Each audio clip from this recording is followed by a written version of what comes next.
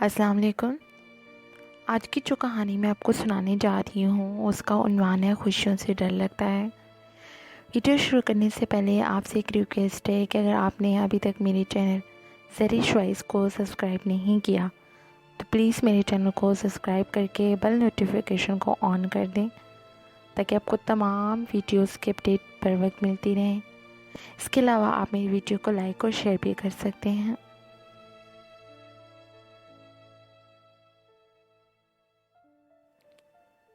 زندگی نشیب و فراز سے پر ہے، خوشیاں مستقل رہتی ہیں اور نہ غم۔ میری زندگی بھی غموں اور خوشیوں کا مجموعہ رہی ہے۔ مجھے خوشیوں سے خوف آتا ہے کیونکہ خوشیاں غموں کا ہاتھ پکڑ کے ہی آتی ہیں۔ میرا نام سارا ہے، اپنے والدین کی سب سے چھوٹی اولاد۔ چھوٹی ہونے کی وجہ سے بے حد لاڈلی تھی، اس لاڈ کا غلط استعمال بھی کرتی تھی۔ مزاج میں بچپنا تھا، ضدی پن تھا، ہر بات منوانے کی عادت تھی۔ بہن بھائیوں میں جو جذبہ رقابت ہوتا ہے وہ مجھ میں کچھ زیادہ ہی تھا۔ میری ایک بہن اور بھائی تو مجھ سے بہت جلتے تھے۔ انہیں ہمیشہ شکایت رہتی تھی کہ والدین کا زیادہ پیار مجھے کیوں حاصل ہے۔ والدین نے بھی اس قدر پیار دیا، اتنا خیال کیا کہ میں کچھ نہ سیکھ پائی، زندگی کی اونچ نیچ بھی نہ سمجھ سکی۔ چھوٹے ہونے کے ناطے سب نے ہمیشہ چھوٹی ہی سمجھا۔ 23 سال عمر ہونے کے باوجود بچپن سے نہ نکل پائی۔ جو بزرگ سمجھاتے ہی اس کا الٹ کرتی، مجھے کوئی کام نہیں آتا تھا۔ یہ میرے والدین کی زیادتی تھی جو انہوں نے میرے ساتھ کے بظاہر بے حد پیار دیا، لیکن یہ بھول گئی کہ ایک وقت ایسا بھی آئے گا کہ جب مجھے اکیلے ان کے سہارے کے بغیر رہنا ہوگا۔ اس وقت کے لیے انہوں نے مجھے تیار نہ کیا۔ ایک دن خواب میں دیکھا کہ میرے گھر کے ساتھ جو درخت ہے وہ بہت گھنیرا اور مضبوط ہے، مگر وہ ایک لمحے میں کٹ کر دور جا گرتا ہے جیسے بہت نازک ہو۔ ڈر سے اٹھ گئی، دل میں عجیب سے وہم آنے لگے۔ اس خواب کے تیسرے دن اپنے والد کے ٹھنڈے سائے سے محروم ہو گئی۔ ان کی اچانک وفات نے میرے وجود کو ہلا کر رکھ دیا۔ صاحبان جو سرد گرم سے بچانے کے لیے سر پر موجود تھا باقی نہ رہا۔ وقتی طور پر لوگوں نے ہمدردیاں تو کی، لیکن کوئی والد کی کمی کو پورا نہ کر سکا۔ اس وقت میں ایم اے کے پرائیویٹ پیپر دے چکی تھی۔ جس روز رزلٹ آیا میں بہت تڑپی۔ ابو بہت یاد آئی، جس طرح وہ میری کامیابی پر خوش ہوتے تھے ایسا خوش کوئی بھی نہ ہوا۔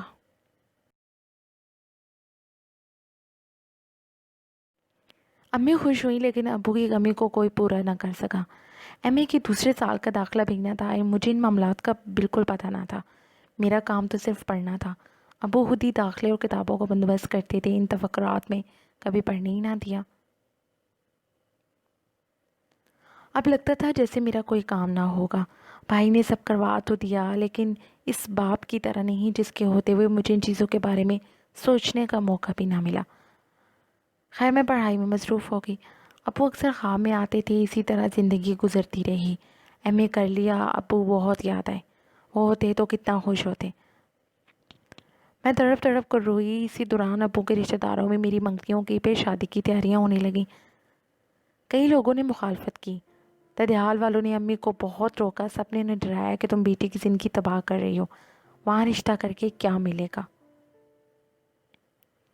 امی فکر مند ہو گئی، ابو کے بعد یہ فیصلہ کرنا ہی مشکل تھا، اوپر سے لوگوں کی طرح طرح کی باتیں۔ لیکن میں نے اپنی ٹیچر سے ایک بار سنا تھا کہ تقدیریں کبھی نہیں بدلتی۔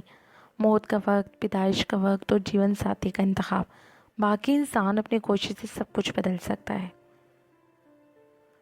میرے ذہن میں یہ بات پوری طرح بیٹھ چکی تھی کہ یہ فیصلے طے شدہ ہوتے ہیں، اسی لیے امی کو تسلیاں دیتی تھی کہ یہ سب اللہ کے ہاتھ میں تھا، تو بدنامی مول لینے کا کیا فائدہ تھا۔ رشتے آسمانوں پر طے ہوتے ہیں، اسی لیے سب کی مخالفت کے باوجود میں رخصت ہو کر اسد کے گھر آ گئی۔ یہاں آنے سے پہلے میں خود کو سمجھا کر آئی تھی کہ سارا صاحب آپ کی نئی زندگی کی شروعات ہے، اب بچپنا چھوڑ کر سمجھداری سے چلنا ہے، غلط عادات ترک کر کے پورے خلوص سے نئے رشتے نبھانے ہیں۔ میں اس رشتے کو پوری ایمانداری سے نبھانے کو تیار تھی۔ پکا عزم تھا کہ خود کو بدل کر دکھاؤں گی، اور میں نے ایسے کیا بھی۔ خود کو بے شک بدل لیا، لیکن اپنی قسمت نہ بدل سکی۔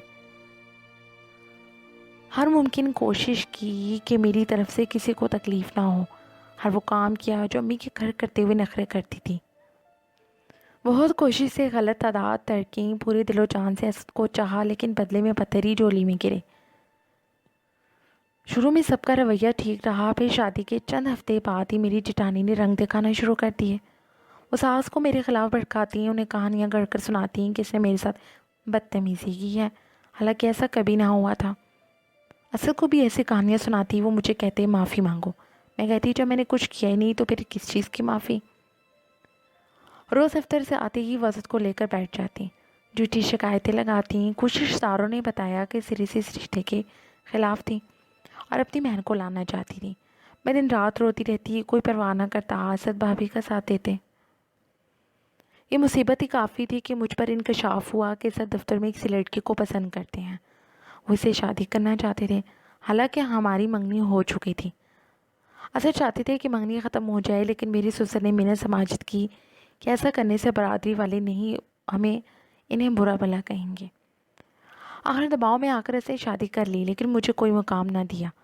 بھابھی جتنی چاہے میری بے عزتی کرتی، میرے شوہر پر کوئی اثر ہی نہ ہوتا۔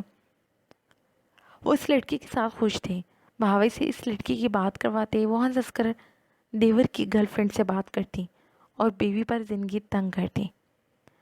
اسد اس لڑکی کے ساتھ سیر و تفریح پر جاتے، لمبی لمبی فون کالز کرتی۔ میں برداشت کرتی رہی، مجھے یقین تھا کہ ایک دن وہ ٹھیک ہو جائے گا۔ میری شادی کو 6 ماہ ہو گئے، امید سے نہ ہوئی۔ جٹھانی نے جینا حرام کر دیا، اٹھتے بیٹھتے تانے دیتی، یہ سب میرے اختیار میں نہ تھا، لیکن سزا مجھے ہی ملی۔ اسد کچھ نہ کہتے، جٹھانی نے ساس کو بھی بھڑکانا شروع کر دیا، اب وہ بھی مجھے تانے دیتی۔ اس دوران اسد کی گرل فرینڈ کی منگنی ہونے لگی، جس کا اسد کو بے حد دکھ تھا۔ انہوں نے منگنی میں اپنی بھاوج کے ساتھ جانے کا پروگرام بنایا، پھر مجھے چلنے کو کہا کہ دفتر کے دیگر بندے اپنی بیگمات کے ساتھ آئے ہوں گے، تم ساتھ نہ ہوگی تو 100 سوالات کریں گے۔ میں منگنی میں گئی، اسد کے ساتھ والی کرسی پر تھی، دوسری طرف ان کی گرل فرینڈ تھی۔ اسد نے ہاتھ پکڑ کر اس کی مہندی، نیل پالش اور چوڑیاں دیکھی۔ وہ میرے شوہر سے بے حد فرینک تھی اور نام لے کر بات کر رہی تھی۔ اسے اسد کو کپڑے، زیور، اپنا ایک ایک سنگار دکھایا۔ مجھے دونوں نے اگنور کیا، لگ رہا تھا کہ میرا ہارٹ فیل ہو جائے گا، لیکن میں کچھ نہ بولی۔ سب صبر سے برداشت کیا، اسد سے بالکل جھگڑا نہ کیا، جب تک لڑکے والے نہ آ گئے۔ میری حالت عجیب تھی، لگتا تھا کہ کسی فلم کی طرح یہاں کوئی سین ہو جائے گا اور اسے انگوٹھی اسد ہی پہنائیں گے۔ میں بس دیکھتی رہ جاؤں گی، لیکن شکر ہے دولہا آ گیا، جس کا مجھے شدت سے انتظار تھا۔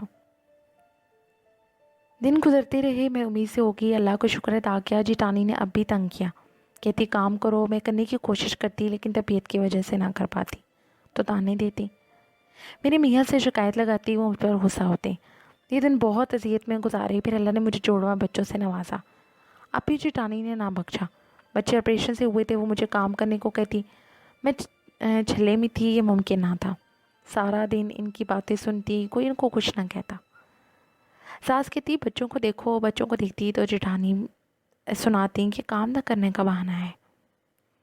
اگر کام کرتی اور بچہ روتا تو کہیں اس لیے یہ بچے کو رلا رہی ہے۔ زیادہ کام کر کے دکھانا چاہتی ہیں، غرض کسی طرح نہ بخشتی۔ دن رات روتی، میاں مجھ پر توجہ نہ دیتے، تب حسرت سے اپنے شوہر کو دیکھتی کہ وہ کبھی میری حمایت کریں گے، لیکن ایسا نہ ہوا۔ اس مریض کی بھلا کیا حالت ہوگی جو زخموں سے چور ہو اور جسے سمجھتا ہو کہ یہی میرا مسیح بنے گا، یہ میرے زخموں پر مرہم رکھے گا، اور اسے پتہ چلے کہ یہ مسیح تو اسے زہر کے انجیکشن لگاتا رہا ہے۔ ہر بیوی سوچتی ہے کہ اس کا شوہر اس پر ہونے والے ظلم کے خلاف آواز اٹھائے گا اور بیوی کا ساتھ دے گا، مگر اسد اس معاملے میں گونگے بہرے تھے۔ وہ مجھ کو اپنا جیون ساتھی سمجھتے ہی نہ تھے۔ جلدی ان کی گرل فرینڈ کی منگنی ٹوٹ گئی اور اسد سے ملاقاتیں پھر شروع ہو گئیں۔ جب سنا، دل کو کچھ ہونے لگا، جبکہ میں تو پہلے ہی ٹوٹ گئی تھی، بہت نڈھال ہو گئی تھی۔ دن رات روتی رہی، کئی دن تک کھانا نہ کھاتی، کوئی پرواہ نہ کرتا، بلکہ امی کے گھر فون کر دیا جاتا کہ بغیر وجہ کس طرح کر دیا، اس کو سمجھاؤ، اس نے گھر بسانا ہے کہ نہیں۔ ان لوگوں نے کبھی مجھ سے میرا غم نہ پوچھا، بلکہ میرا بچپنا کہہ کر مجھے ہی برا بھلا کہا۔ میں کبھی کسی سے ذکر نہ کیا۔ ایک تو امی کی پریشانی کا خیال تھا، دوسرا میں نہیں چاہتی تھی کہ کوئی میرے شوہر پر انگلی اٹھائے۔ کئی بار جب ہمت جواب دے گئی تو خودکشی کا سوچا۔ رفتہ رفتہ میں ذہنی مریض بن گئی، کئی طرح کی بیماریوں نے مجھے آ لیا۔ مجھ کو بے ہوشی کے انجیکشن لگنے لگے، پھر اللہ نے آزمائش کم کرنے کا موقع فراہم کر دیا۔ جس نے درد دیا اسی نے دوا دی، جس نے میرا حال ایسا کیا اسی نے سنبھالا۔ اسد نے خود کو ٹھیک کیا اور مجھے تحفظ دیا، عزت دی، مقام دیا، پیار دیا، لیکن اس وقت جب میں مکمل ذہنی مریضہ بن چکی تھی، حالت اتنی خراب ہو گئی تھی کہ میں کسی کو پہچان نہ پاتی، تب میرا انہوں نے ذہنی معالجے سے علاج کروایا۔ اپنی غلطی کا احساس کیا، یہ زندگی کا ایسا موڑ تھا جس کو آنا ہی تھا، مگر ذرا دیر سے کہ جب تک میں اندرونی طور پر مکمل تباہ ہو چکی تھی۔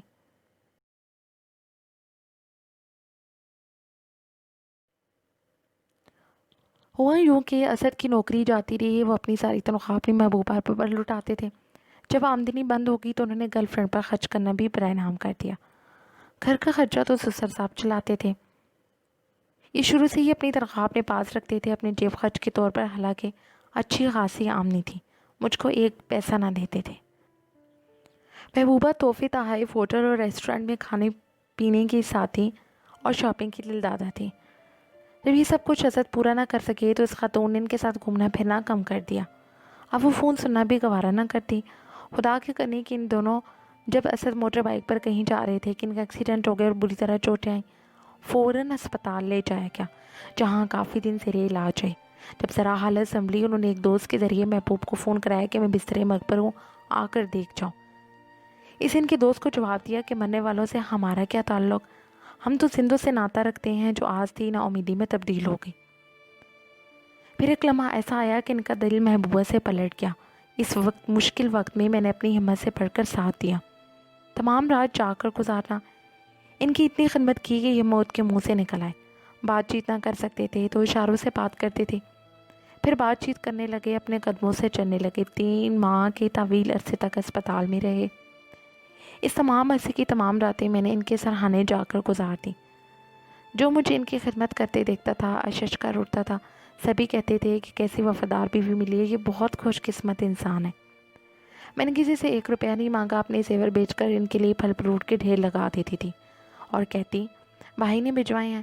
میری خدمت سے ان کا دل موم ہوا۔ میں نے شوہر کی ذمہ داری میں بچوں کو بھی فراموش کر دیا۔ ان کا اسکول جانا موقف ہو گیا۔ ہمہ وقت میں ان کی طرف متوجہ تھی، دن رات سجدے کرتی تھی، اے خدا میرے سہاگ کو سلامت رکھ، ان کو شفا دے۔ کئی جگہ کی ہڈیاں ٹوٹ گئی تھیں، ٹانگیں بھی متاثر تھیں، کسی کو امید نہ تھی کہ خود اپنے قدموں سے چل پائیں گے۔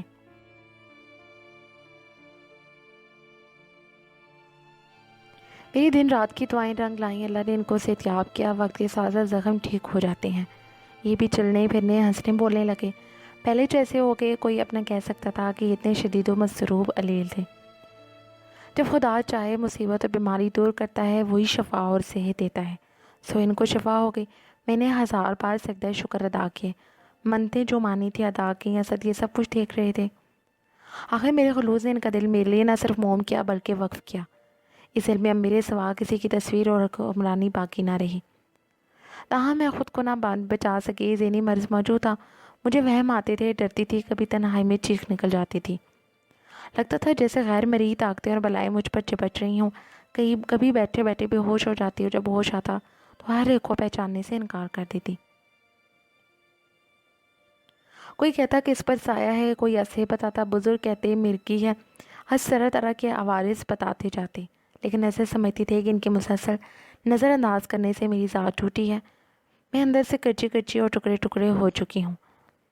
ایک روز مجھ کو ایک بہت ماہر ذہنی امراض کے ڈاکٹر کے پاس لے گئے، جس نے اکیلے میں سمجھایا کہ میرا علاج کتنا ضروری ہے، ورنہ پاگل ہو جانے کا خطرہ موجود ہے۔ اسد نے لگ کر علاج کروایا، رفتہ رفتہ میں علاج کے ساتھ ساتھ شوہر کے پیار اور توجہ سے صحتیاب ہونے لگی۔ شادی کے بعد ایک دن بھی خوشی کا منہ نہ دیکھا تھا، اب ہنستی تھی اور خوش رہنے لگی تھی۔ مجھے یقین آ گیا تھا کہ اسد بھی مجھ سے پیار کرتے ہیں، میرا خیال کرتے ہیں، وہ میرے سوا کسی کی نہیں ہے۔ یہ بات ایک بے احاطہ عورت کے لیے فخر کا باعث ہوتی ہے، اس کو اعتماد عطا کرتی ہے کہ اس کا شوہر اس کے سوا کسی کا نہیں، اور یہ بڑی بات ہوتی ہے۔ آج شکر ہے اللہ کا میں مطمئن ہوں، لیکن اب بھی ڈر رہتا ہے کہ کوئی پھر سے اسد کو مجھ سے دور نہ کر دے۔ خوشی سے تو آج بھی ڈر لگتا ہے، کیونکہ مجھے خوشی راس نہیں آتی۔ اپنے گھر والوں سے گلہ رہے گا کہ یہ لوگ میرے ہوتے ہوئے بھی کبھی میرے نہ ہوئے۔ مشکل وقت میں کسی نے سر پر ہاتھ نہ رکھا، کیونکہ میرا باپ نہیں تھا، میں یتیم تھی۔ ہاتھ رکھنے والے دنیا میں نہ رہا تو بھائیوں نے بھی چھوٹی بہن کو بلا دیا۔ اگر وہ مجھے سہارا دیتے تو شاید میں اس طرح نہ بگڑتی۔